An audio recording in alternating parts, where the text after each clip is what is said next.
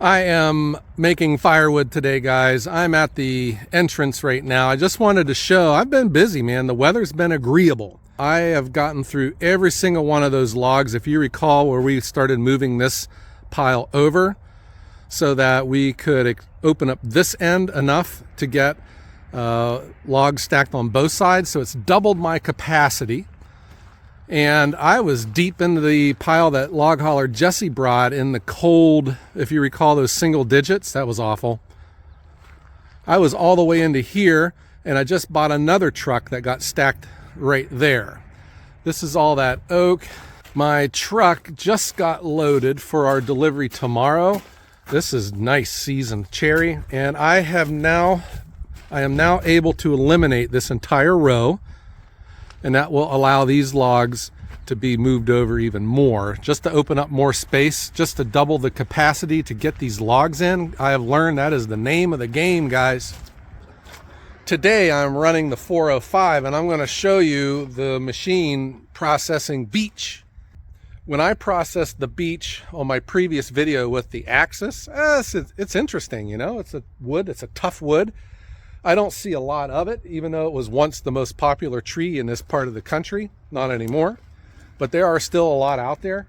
It is a tough wood, man, and it smells good. It's a nut tree, so I think the smokers would appreciate it. And running the 405, I think, is ideal for the beech, but I think it's going to be a good challenge too because it's tough.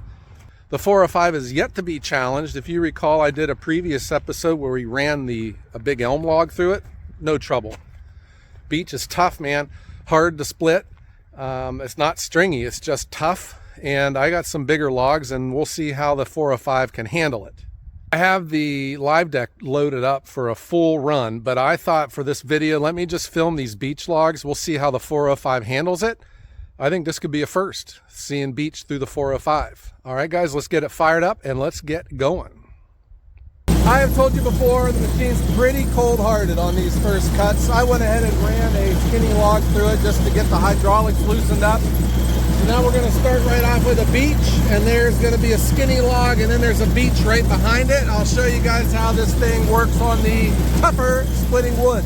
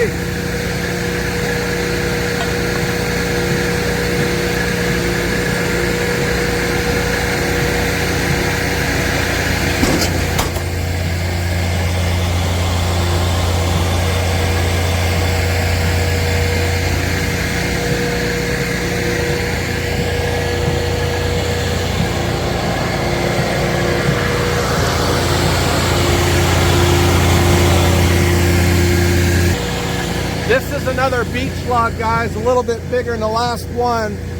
Tough wood. You heard the 4 or 5 strain on that first one, but I think it's also not warmed up. But let's go ahead and see how it handles this next big beech log.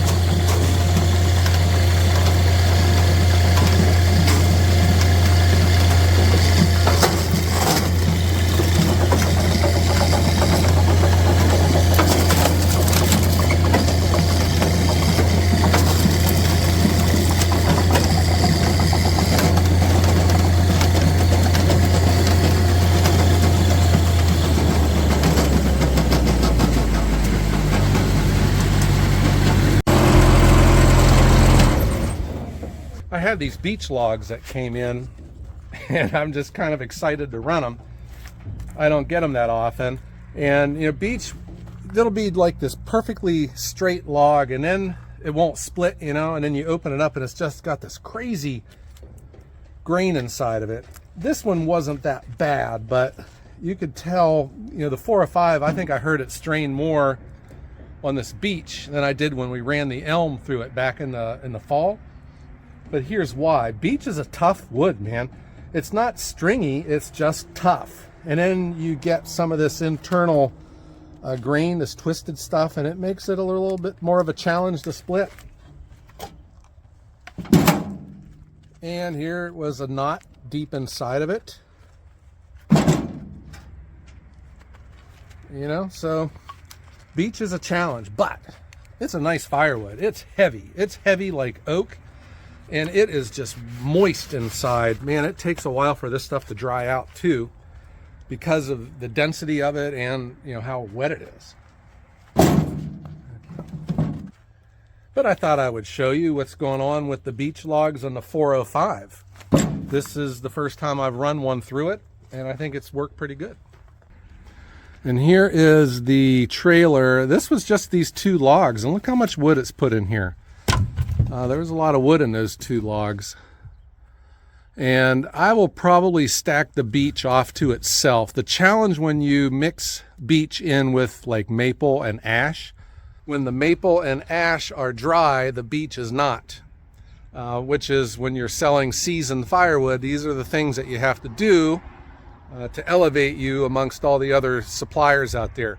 I always tell people when they buy mixed hardwoods, and if it comes with oak and maple and stuff, that's a bad sign, because that oak, you know, if it was made at the same time, it's very low probability that it's going to be dry enough to burn as the other hardwoods in that order are. And I think you can add beech to that list. Beech is going to take a little bit longer to dry out. Which gets me now to what I had mentioned before. Guys, I'm having a roof put over top of the Japa. It's been on my list for a while. And remember, I do not like spending money, but I felt that this was necessary, not only for the machine, but for me. I need to avoid the sun as much as I can. And I recall running this in the summertime, you know, that sun just beating down on you. So it's important to get me out of the sun, but it's also good for the machine. I do my best to cover it up. It's weather hardy, but I still want to cover it to make it look nice. I cover up the engine, try to keep it out of the weather. But this carport, it's like a carport kind of thing. I found a company, they're made here in Ohio, and I'm going to do my best to show you it being constructed when they're here. I just don't know what we're getting into with the weather. And yeah, it's just kind of awkward still for me to ask people to be on the video, and I'll try to just get a feel for things. But the people I bought it off of are very nice, very helpful, and I'm excited. It's going to be pretty much in between the cleaner and the live deck.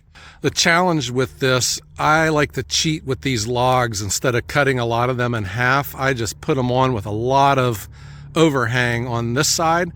I put the butt end of the log on this side, and that allows it to it allows me to put a longer log on. And if they were backwards, the butt end, you know, it would tip off. So you put the butt end on this side, and that I cheat as much as I can to get as long of a log on as I can. This might come to an end with the carport now, because I'm having it put over so that the peak is going to be like this. It's going to make sense to you here. After it gets built, I'll explain to you my thought process, but that means that the legs are going to be running straight down between the live deck and the processor, and that's going to limit how much overhang I can put on this live deck. You with me? So every time we come up with a new solution, there's always going to be unintended consequences, and we'll deal with them when they show themselves. But for now, I can't wait to show you the roof being put over top of the 405. It's a big deal for me. It's an expense. And while I think the world of the property owner here, he's such a nice man, it's still, I rent this place and I don't want to be putting anything permanent in here. You know, I think that causes other troubles too. And so the carport, it's going to be augered into the ground so it doesn't get blown away. but it should still be like a temporary structure. I can move it around. If I ever decide to move this machine to a better location, we can move the roof along with it. I'm going to go ahead and run the rest of these logs on the live deck, and we'll get this stacked here later in the evening when school lets out. I just thought you'd like to see that, give you some variety, show you different species, huh? I think it looked really cool watching the 405 grunt through that beech. All right, I hope everyone has a great day.